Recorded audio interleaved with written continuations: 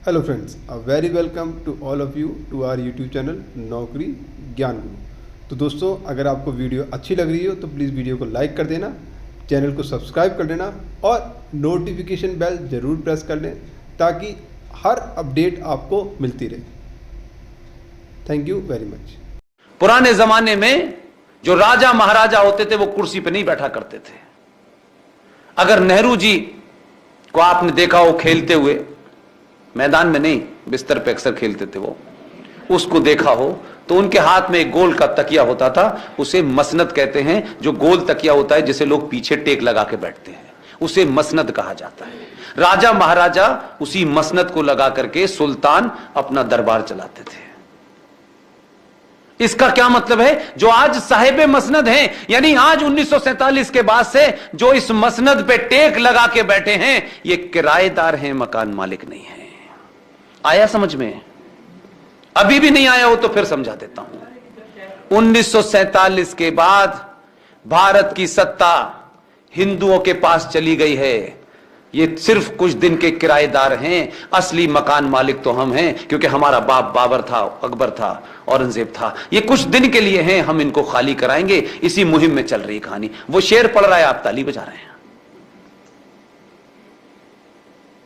तो आप शब्दों को समझें, भाषा को समझें, संकटों को समझें, लड़ने की तासीर पैदा करें। नहीं तो हम सिर्फ यही गिनेंगे कि हरियाणा में निकिता को मार दिया, दिल्ली में अंकित शर्मा को मार दिया। हम यही गिनती करते रहेंगे।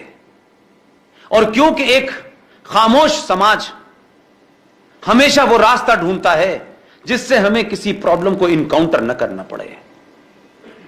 हम तो इतने, मतलब हमारे पास साधन ही नहीं है। अगर आप मुझसे पूछे तो,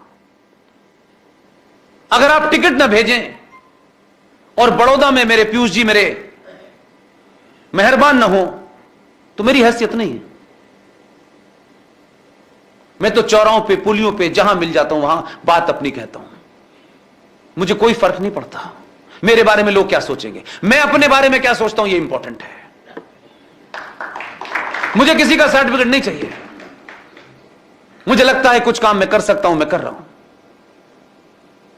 इसलिए अपनी भूमिका को निभाने के लिए दिन हो रात हो, कल तो शायद 3 सभाएं थी, अब बताइए कितने उसके साथ कह रहे हैं 4 सभाएं थी। मुझसे कोई नहीं पूछ रहा है। लेकिन ये सभाएं अगर इसे करने से मेरे राष्ट्र के लोग जगते हैं तो दिन भर करूंगा। क्योंकि हो सकता है कि हम में से बहुत सारे लोग ना भी रहें। आपको कुछ चीजें हमारे जाने के बाद पता चले, इसलिए आपको चाहता हूं कि आप उन्हें समझें, लोगों को बताएं कि आज संवैधानिक तौर पर भारत की संसद ने ऐसे कानून पास कर दिए हैं कि इस होटल के मालिक पीयूष जी का यह होटल नहीं होगा। आपका अपना मकान आपका अपना मकान नहीं है। आप जब तक खुश हैं जब तक वो यहां तक नहीं पहुंच रहे। ऐसा संसद में कानून पास हुआ है। आप सरकारें बनाते हैं, बड़े बड़े नेता भेजते हैं, एक आध बार कभी उनको बुलाएं और टिकट मांगने की बात ना करके उनसे पूछें कि आपको हमने वहां भेजा है, आपके 5 साल हो गए, 10 साल हो गए, भगवान करे आप 50 साल तक रहें, लेकिन 50 साल तक हमने इसलिए नहीं भेजा है कि ये मंत्री रहेगा, ये मंत्री नहीं रहेगा, पेट्रोल कम होगा, सस्ता होगा, मेरी चिंता नहीं है। मेरी चिंता यह है कि आप सवाल पूछें, क्योंकि आप गुजराती हैं और गुजरातियों की ज्यादा सुनते हैं वो। आप उनसे पूछें कि 2013 में भारत की संसद के अंदर दोनों सदनों में एक कानून पास होकर रखा हुआ है। हो सकता है उसको भी ना पता हो, क्योंकि उस वक्त वो दिल्ली में नहीं था। यह जिम्मेदारी मेरी और आपकी है। यह पार्टी के उन एमपी एमएलएस की है जो पार्टी से आगे बढ़ के राष्ट्र की चिंता करते हैं। एक नहीं मुझे मिला, सबका मुंह बंद। सच बोलने में किससे डरते हो यार? किसको जवाब देना है मरने के बाद? किसकी अदालत में जाना है तुम्हें? अपने बच्चों के सामने झूठ बोल के जा रहे हो, अपने बच्चों को कंफ्यूज करके जा रहे हो। उनके सामने जो तुमने चुनौतियां खड़ी की उसका भी बोध नहीं कराना चाहते। उस बच्चे को बड़ा सिक्योर मकान, 50 गार्ड, 20 गाड़ियां, करोड़ों का बैंक बैलेंस, एक नहीं बचने वाला। आपके सामने की घटना है जम्मू कश्मीर में 2500 कश्मीरी हिंदू पंडितों को जब मारा गया था, उनके भी 100-100 बीघा में सेब के खेत थे। बड़े ज्ञानी थे, बड़े बड़े लर्नर लोग थे। कश्यप ऋषि के वंशजों को 7वीं बार उनके साथ यह हुआ। हमारी आंखों के सामने हुआ। 47 का 21 लाख लोग मरे, मैंने नहीं देखा। मैंने 88 में अपना कैरियर शुरू किया, मेरे ऑफिस ने मुझे कश्मीर भेज दिया। मैंने वो मंजर देखे हैं जो मैं भूल नहीं सकता। यहां पे सब बने हुए हैं। इसलिए दुख होता है कि पूरे देश में यह घटना पता ही नहीं है किसी को। हम इतने खामोश लोग हैं और वो इतने तेज लोग हैं। आप कहते हैं पढ़े लिखे नहीं है, बेचारे गरीब हैं, भूखे नंगे हैं, स्कूल नहीं जा सकते। अजरबैजान में क्या हो रहा है उनको पता है। निकारागुआ में क्या हो रहा है उनको पता है। आपको अपने देश में नहीं पता। इसका मतलब है हम एक राष्ट्र के रूप में सिर्फ भीड़ हैं। हमें अपने होने का कोई गर्व नहीं है। हम कल कैसे मर गए, कैसे चले गए, ये घटना क्यों हुई, ये कैसे हुई, हमको कोई मतलब नहीं है। 2013 में भारत की संसद के अंदर एक कानून पास हो गया है और इस कानून के बारे में मैं शायद पिछली 4 सभाओं में रोज बताता हूं, ये सोच के कि शायद पिछली सभा में कुछ लोग नहीं आए होंगे, इस सभा में होंगे। उस कानून का नाम है वक्फ प्रॉपर्टी लॉ। किसी ने सुना है? एक ने भी सुना हो तो हाथ उठाइएगा। पूरा सुना आपने? कहां से पता चला आपको? विष्णु जैन। इनको मेरी और विष्णु जैन की बातचीत से पता चला है। चैनल पे सुना। कब सुना? 2-3 महीने पहले। 2013 की घटना 2021 तक सुरेश चौहान ने बताई आपको।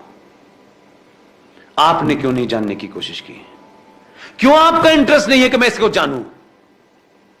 क्यों आपका इंटरेस्ट सिर्फ इसी में है, जीएसटी में, इनकम टैक्स में, पेट्रोल में, आटे में, दाल में, चावल में? इसके अलावा इसमें क्यों नहीं इंटरेस्ट है? इसलिए मैं कह रहा हूं यह बात। कोई और जिम्मेदार नहीं, हम जिम्मेदार हैं। हमारे बड़े जिम्मेदार हैं। ये बच्चे जिम्मेदार नहीं है जो यहां यंग बच्चे बैठे हुए हैं, क्योंकि हमारे घरों में ये बात ही नहीं होती है। हमारे बड़े घरों में तो बात होती है कि सीओ कैसे बना जाएगा, अमेरिका में कौन सी यूनिवर्सिटी में पेपर भरा जाएगा।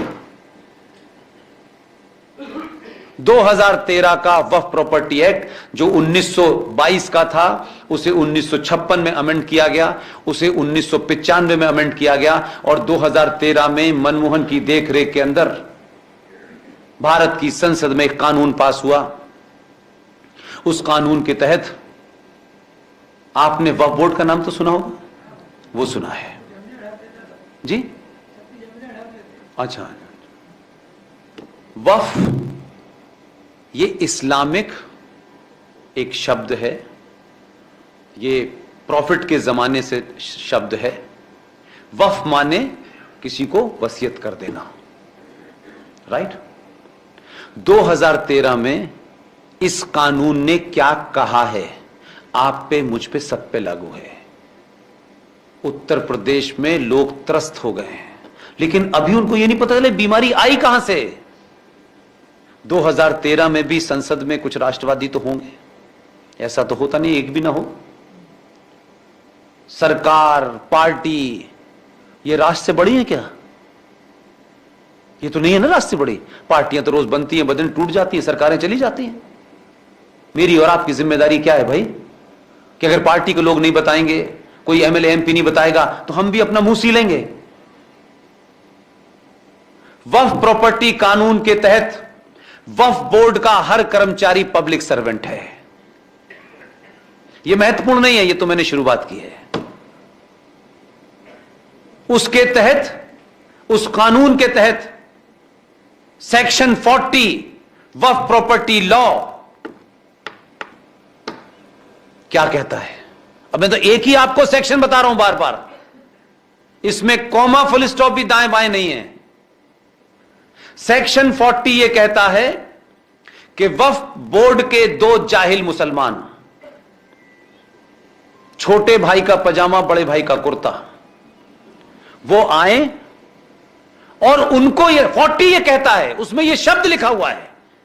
मैं कोई शब्द में ऊंचा नीचा भी नहीं करना चाहता ताकि कल कोई आप बताएं तो कैसा पुष्पिन साहब झूठ बोलते हैं, ये नहीं सुनना चाहता। मेरी कोशिश है कि जो भी बात मैं कहूं आप उसको जब तीव्रता से सामने रखें तो लोग ये कहें कि ये तुम्हें किसने बताया। तो आप मेरा नाम लें न लें, लेकिन बात आपकी सच होनी चाहिए।